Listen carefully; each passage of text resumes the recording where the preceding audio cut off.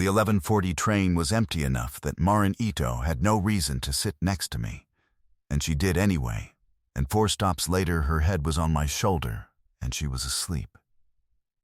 I sat perfectly still for 19 minutes. I counted the stops.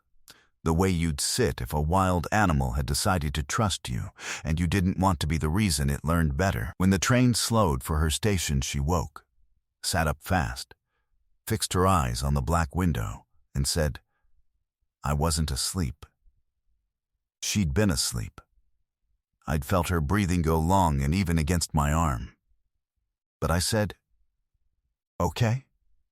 And she got off without looking back, and the next morning at work she looked through me like I was furniture. That was the moment I understood that Marin Ito and I had a problem neither of us was going to be allowed to keep ignoring.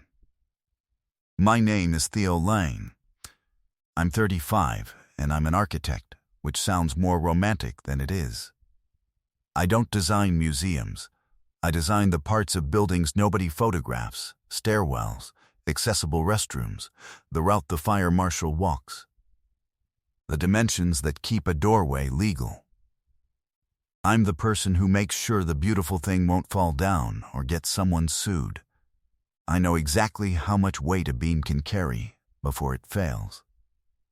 I have always been much worse at the same calculation on people. Marin Ito started at the firm the same Monday I did, 6 years ago, and within an hour our boss had handed us the same starter project and called it a friendly competition, because he was the kind of man who believed rivalry was a renewable resource. It was not friendly. By lunch she'd claimed the one good chair in the bullpen, an ergonomic thing orphaned from a retired partner's office, and I had decided she was my enemy. And she had, I'm fairly sure, decided the same about me, and we'd both been right and wrong about it for 6 years. She was precise in a way that read as cold until you watched her hands. She drew like she was diffusing something. She had a laugh she clearly considered a security breach, because she only let it out by accident and then looked annoyed about it. And she wore enormous over-ear headphones on the commute, scuffed, held together at one hinge with a peeling sticker of a cartoon ghost, and she put them on the second she sat down like a portcullis coming down. The headphones meant, "Do not speak to me." For 6 years I had obeyed them. I told myself we just happened to share a train. That's the lie I'd like to flag now. We worked late on the same projects because we were competing on the same projects, which meant we caught the same last train 4 nights out of 5, which meant for 6 years I had spent more evenings beside Marin Ito than beside anyone else alive, and I'd called it a coincidence the whole time. That is a coincidence with suspiciously good attendance. It was a deadline that finally did it. A client review the next morning. The kind that empties a floor by 9 and leaves behind the 2 people too stubborn to be the first to go home. By 11 it was just us. The HVAC ticking, the half-dark office smelling of old coffee, and the ozone tang of an overworked plotter. We hadn't spoken in an hour except to fight, briefly and bloodlessly, over whether her stair detail or mine went into the set. Hers did. It was better. I didn't say so. Around 10:30 she'd thrown a granola bar at my head from across the bullpen without a word. I'd skipped dinner. She'd noticed, and rather than say anything kind, she'd weaponized it. I ate it. That was the entire vocabulary of our relationship. Things done instead of things said. Every gesture disguised as an attack, so neither of us had to admit it was a gesture. I'd spent 6 years thinking that was hostility. It takes a particular kind of fool to mistake someone feeding you for someone fighting you. And I held the title. We caught the 11:40 because we always caught the 11:40. The platform was cold enough to see your breath, and she stood her usual 6 feet away with the ghost sticker headphones already on. And when the train came, we got into the same empty car out of pure habit and sat across the aisle from each other the way we always did. Except that night, she didn't. She crossed the aisle and sat down beside me, headphones still on, and said nothing. And I said nothing, because asking would have broken whatever fragile thing had made her do it. 4 stops of fluorescent light and dark glass. And somewhere past the river her head tipped, slowly, then all at once onto my shoulder, and the headphones slid down around her neck, and I realized there was no sound coming out of them at all. They'd been playing nothing. She had been sitting in silence behind a wall I'd believed in for 6 years. I did not move. I sat there, carrying the warm, impossible weight of my rival's head, and counted stops the way I count anything I'm afraid to feel directly. 19 minutes. I could have told you the load rating of the seat we were on. I could not have told you my own name. When the train slowed for her station, she woke and sat up fast and told the window she hadn't been asleep. And I agreed.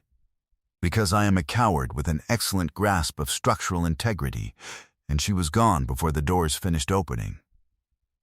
I rode 3 stops past my own before I noticed. The next morning she looked through me like furniture, and I let her, because that was the deal we'd apparently both signed. But something had shifted in me overnight, the way a hairline crack changes a wall. Invisible, structural. The kind of thing that doesn't show until the day the whole thing does. I kept replaying the silence inside those headphones. A person who wears a wall with nothing behind it isn't blocking out the world. She's pretending to, so no one asks why she needs to. I told myself it meant nothing. She was exhausted. It had been a brutal week. My shoulder had simply been the nearest available surface, and gravity had done the rest. Anyone's shoulder would have worked. I believed this for almost a full day, which for me is impressive.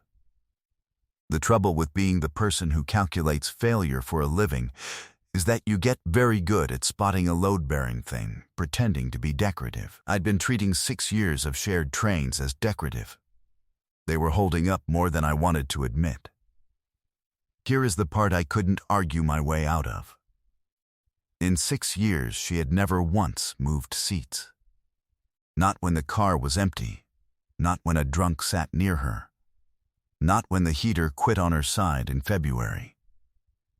Marin Ito did not change her position for anyone or anything. It was the most reliable fact I had about her.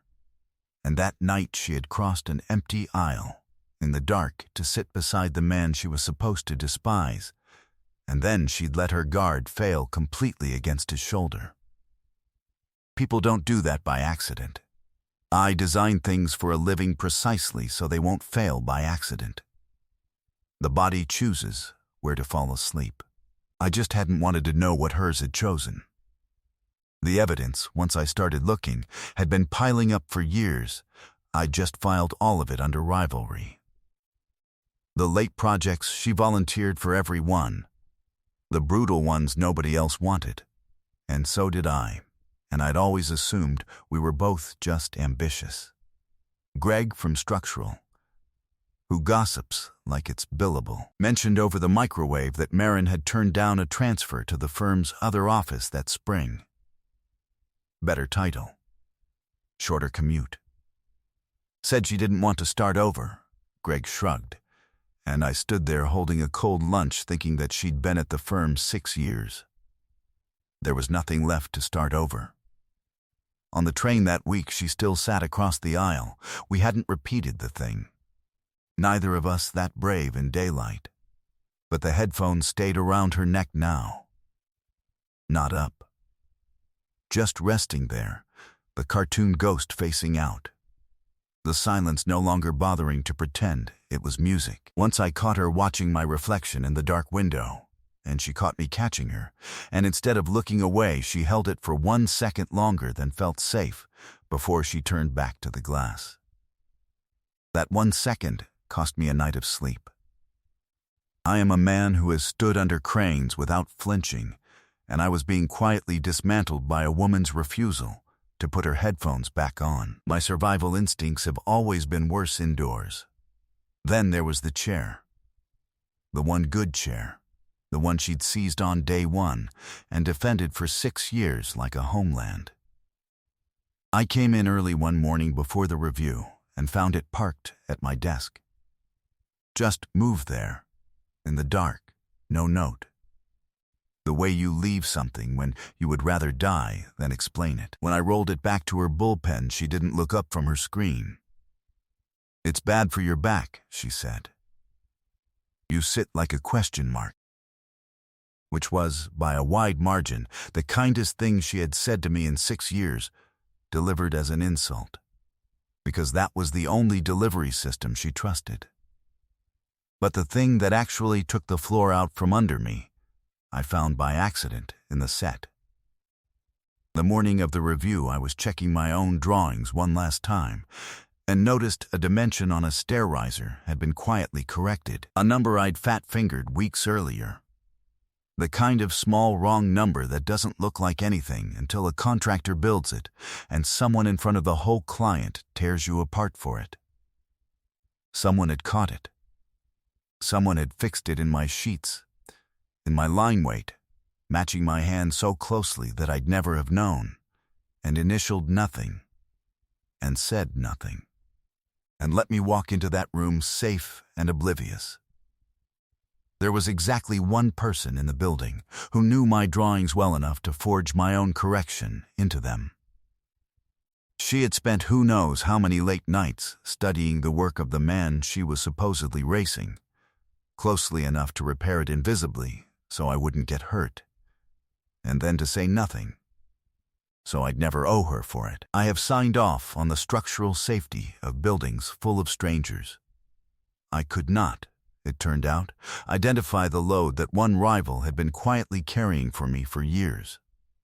My professional judgment has always stopped working the instant it gets personal. It broke open on a Friday, on the platform. We had missed the 11:40, actually missed it, both of us standing there as the doors sealed shut. A thing that had not happened once in 6 years of catching it, and the next train was 20 minutes out, and the platform was empty and cold and lit that sodium orange that makes everyone look like an old photograph of themselves. We didn't talk. We stood closer than we needed to, given how much empty platform there was. I could see her breath. I could see the ghost sticker rising and falling on the headphones around her neck. Somewhere below us, the rails ticked and settled.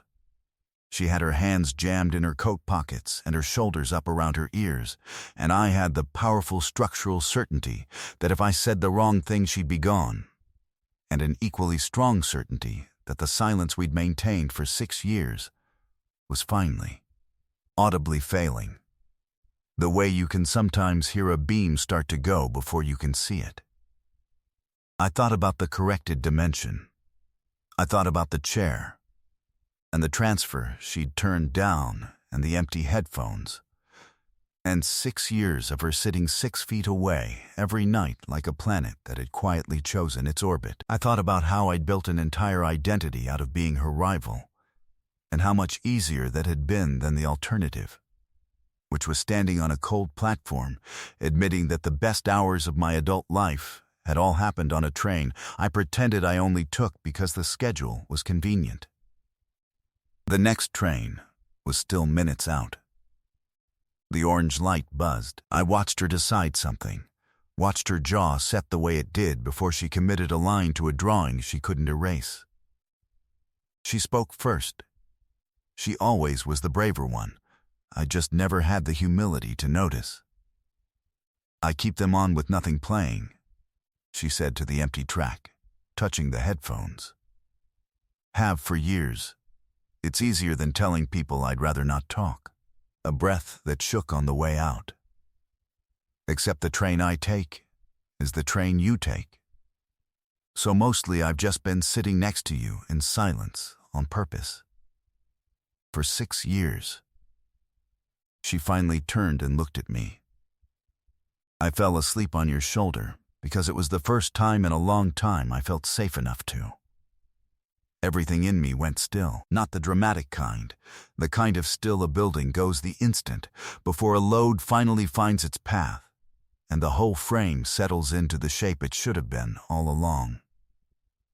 6 years of treating her as the thing standing between me and what I wanted, and it turned out she'd been beside me in deliberate silence the entire time. The way you sit beside the one person who's quiet you can actually stand. My chest did something it had no engineering precedent for. I made myself slow down, because I am, against all available evidence, careful, Marin. You don't have to say any of this. The next train's headlight had appeared far down the dark track. We can blame the missed train and the cold and a hard week, and on Monday you take the good chair back and we go back to being the two people who hate each other politely. If that's the safer build, take it. I'll hold the door. I won't make it weird, and I won't be hurt. I meant every word. She had to be the one who stayed. She didn't take it. She pulled her hands out of her pockets. They were shaking, and not from the cold, and she said, "I don't want the door, Theo. I took the late projects for 6 years. I turned down the transfer. I have been choosing the longer commute and the worse hours my entire career, and I kept telling myself it was ambition, and it was you. It was always the train." Her voice dropped, the way it did right before her rare, real laugh. "You were the only silence I never once wanted to fill. So I told her the true thing.